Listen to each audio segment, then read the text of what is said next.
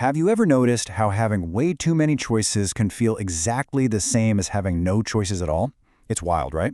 Well, welcome to this explainer. Today, we're stepping into the profound and honestly, sometimes pretty treacherous forest of opportunity. We'll be guided by the latest insights from the Papa's Wisdom newsletter, actually penned right after Papa and Colonel Deb celebrated their beautiful 41st wedding anniversary. We're going to weave together history, psychology, and even a timeless spiritual encounter to figure out why simply having more choices absolutely does not guarantee more success. But to really understand opportunity, we first have to talk about direction. Think of Alice standing before that famous fork in the road in Wonderland, just completely paralyzed. The Cheshire Cat offers up this brilliant principle. If you don't know where you're going, any path looks just as good, or, just as bad.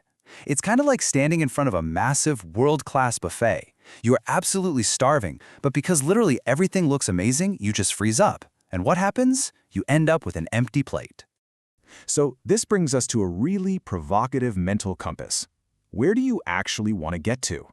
If you don't establish your North Star in life, the sheer, overwhelming abundance of modern opportunities isn't going to elevate you. Instead, it'll just keep you walking in endless, exhausting circles. You could be putting in years of intense effort, sprinting at incredible speeds, only to wake up one day and realize you're entirely lost. Because let's be real, it is always better to climb slowly up the right mountain than to sprint all out up the wrong one. Now, to see the deadly pitfall of grasping blindly at a chance, we don't even need a metaphor. We can look right at history. Picture this. It's June 1876, out at the Little Bighorn River. Lieutenant Colonel George Custer suddenly stumbles upon a massive native encampment. Fearing they might slip away, Custer just rushes in. He tries to seize what he thinks is a brilliant tactical opportunity for quick glory, completely brushing off the need for reinforcements or truly understanding the battlefield. And we all know how that ended. Custer's aggressive leap for a fleeting opportunity resulted in total destruction.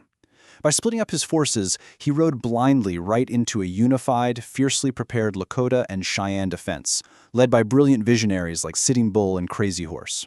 It's a stark reminder from Papa. Jumping on a sudden opening might seem like a sound tactic, but you absolutely must understand the landscape before you leap. Uncalculated ambition, that's not an opportunity, that is a massive trap.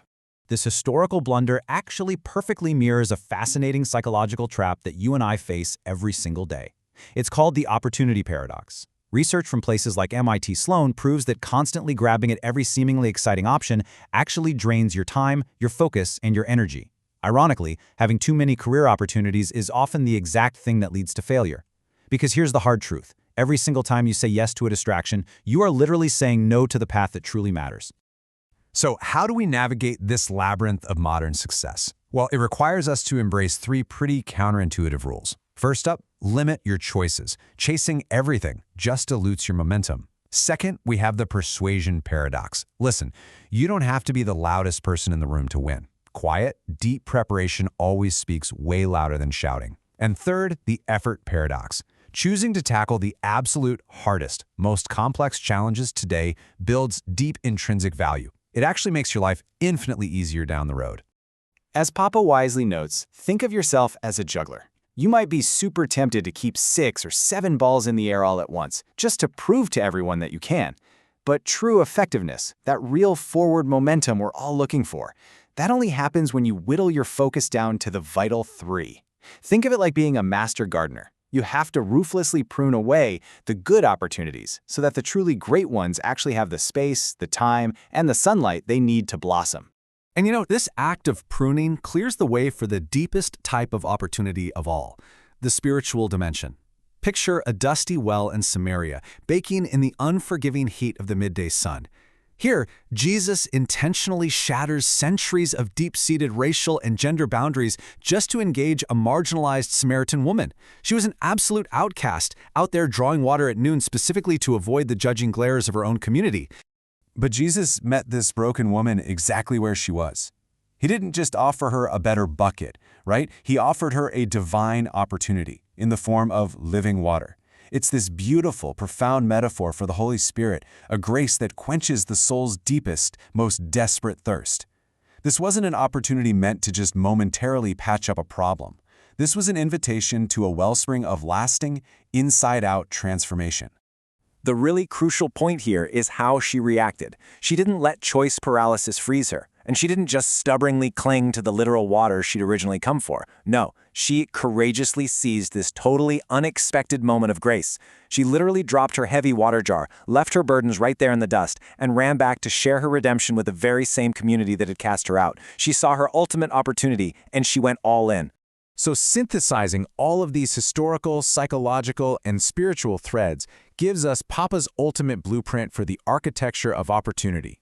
Number 1. Establish your guiding North Star so you aren't just wandering blindly like Alice in Wonderland.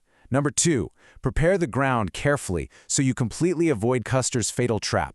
Number 3. Prune away the distractions and focus only on the vital few. And number 4. When true transformative grace appears, drop your jars and seize it. As you navigate your own forest of ideas, commitments, and endless choices this week, I want you to ask yourself a really hard question. Are you actively pursuing your North Star, or are you just wandering down any old road that happens to open up? Because here's the thing, when the ultimate opportunity finally knocks, you won't have the time to get ready. You have to already be ready. Thanks so much for joining me on this explainer, and I really hope this helps you build a much more purposeful path forward.